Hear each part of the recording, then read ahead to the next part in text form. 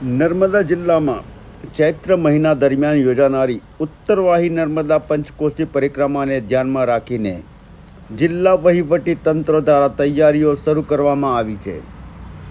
In charge જિલ્લા collector આર.વી. વાળા સહિત જિલ્લાના અધિકારીઓએ પરિક્રમા રૂટની મુલાકાત લઈને તિલકવાડા, રેંગણઘાટ અને મણિનાગેશ્વર ખાતે પરિક્રમાર્થીઓ માટે કરવામાં આવતી વ્યવસ્થાઓની સમીક્ષા કરી. પરિક્રમાર્થીઓની સુવિધા મળે તે માટે ડોમ, બેરિકેટિંગ, લાઇટિંગ, જેટી, ઘાટ વ્યવસ્થા, બેસવા અને આરામ કરવાની સુવિધા તેમજ વોશરૂમની વ્યવસ્થા ઊભી કરવામાં આવી રહી છે.